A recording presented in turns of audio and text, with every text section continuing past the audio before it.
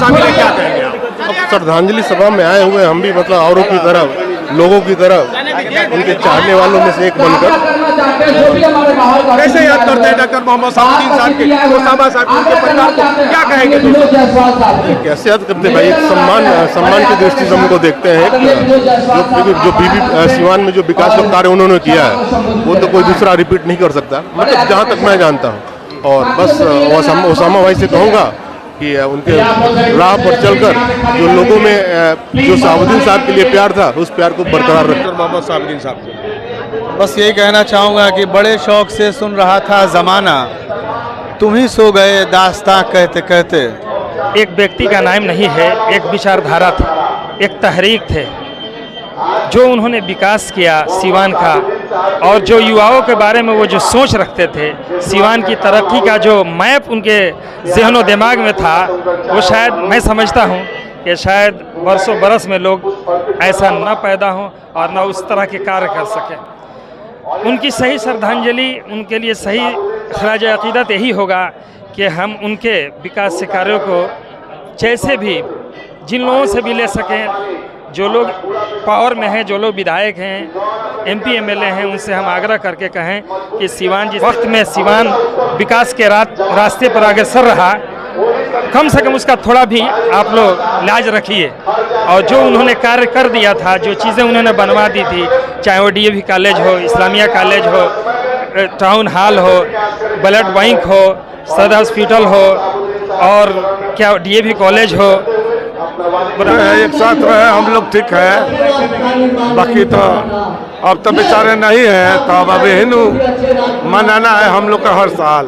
अब बहुत ये पहिलका है, कोरोना के चलते एक बार और मनना चाहिए, बाकी चल गया।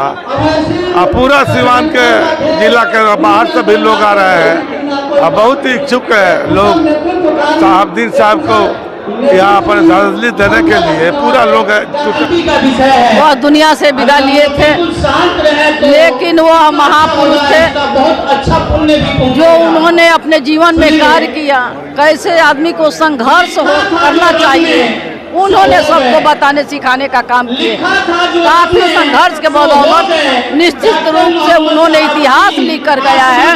जब तक यह धरती रहेगी, जब तक यह सूरज रहेगा, तब तक उनका नाम रहेगा। वह जिंदा रहेंगे, जीवित रहेंगे, वो मरे नहीं हैं। सिर्फ उनका शरीर यहाँ से गया है। उनका काम इतना था, विकास इतना था, जुनून इतना था, लोगों को चाहने वाले, लोगों को काम करने वाले, मानने वाले, इस तरह के व्यक्ति थे कि उनको कोई भुला नहीं सकता है। याद करते हैं युवाओं को उनके पद चिन्हों को चलने की कामयाब बना पर काफ़ी फोकस था। तो इस वक्त के नौजवानों से मेरा यही आग्रह होगा कि डिस्ट्रिक्ट डॉक्टर मोहम्मद शहाबुद्दीन साहब ने इंजीनियरिंग कॉलेज दे करके और सिवान में मेडिकल कॉलेज भी देना चाहते थे। युवा जो हैं वो ज़्यादा से ज़्यादा शिक्षा हासिल करें और शिक्षा से जुड़ करके सांसद मोहम्मद शहाबुद्दीन साहब के वो जो ख्वाहिश थी, जो उनके मन में विचार था, उस कार्य को आगे बढ़ाने का काम करेंगे। और इन्हीं के साथ साथ एक बड़ा, तो यकीनन हम तमाम लोगों को तो सहसा यकीन ही नहीं हुआ अचानक कि भैया ऐसा कुछ हो गया, लेकिन जो नियति है उसको मानना पड़ता है। और बड़े दुख के साथ कि अब हमारे साथ वो नहीं है, तो यकीनी तौर पर जो शहाबुद्दीन साहब के साथ हुआ शायद इस तरह का किसी के साथ नहीं होना चाहिए। और उनका मृत्यु न्यायिक विषय का जरिया, जांच का जरिया था। हम आज भी न्यायिक जांच की मांग करते हैं। समर्थकों में मलाल है, अपना परिचय दे दीजिए। मोहम्मद जुबैर आसिम, जिला महासचिव सह प्रवक्ता कांग्रेस कमेटी सिवान। बहुत बहुत शुक्रिया। और से जो उनके काम है, जो उनके ख्वाब हैं, वो इस सिवान के धरोहर हैं और इस सिवान के हर एक उस लोग के लिए जिम्मेदारी हैं जो कि सामाजिक कार्यों में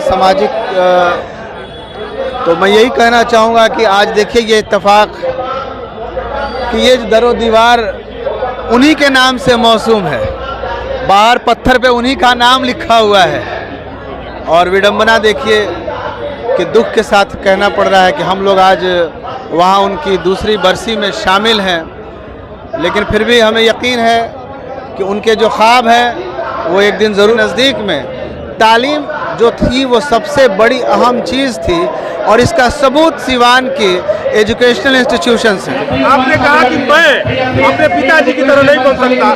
बिल्कुल कोई साहबुद्दीन साहब को लेके जी नहीं देखिए, हम ये कह दें कि जब मैं अपने पिताजी को संबोधित करता हूँ किसी तीसरे से, तो मालिक जो निकलता है मालिक दिल से निकलता है। ठीक वैसे ही अगर जब भी मैं साहबुद्दीन साहब की बात करता था तो साहबुद्दीन कहने के बाद जो साहब निकलती थी वो साहब दिल से निकलती थी।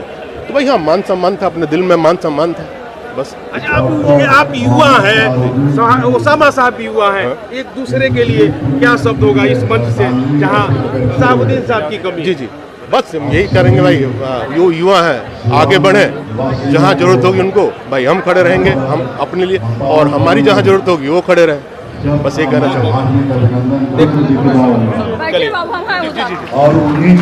आप सीधी ये तस्वीरें देख रहे हैं, मुकेश पांडे जी गोपालगंज से चल के आए, सतीश पांडे जी के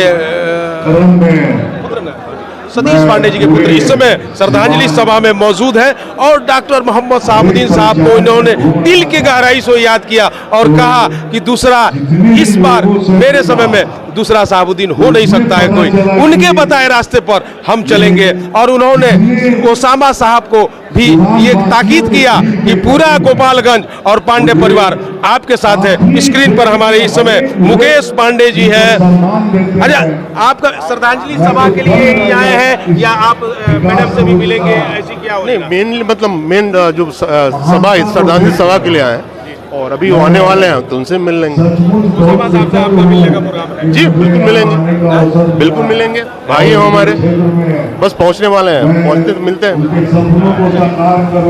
आप मैम से भी मिलेंगे? आप बिल्कुल, अगर होंगे तो बिल्कुल मिलेंगे।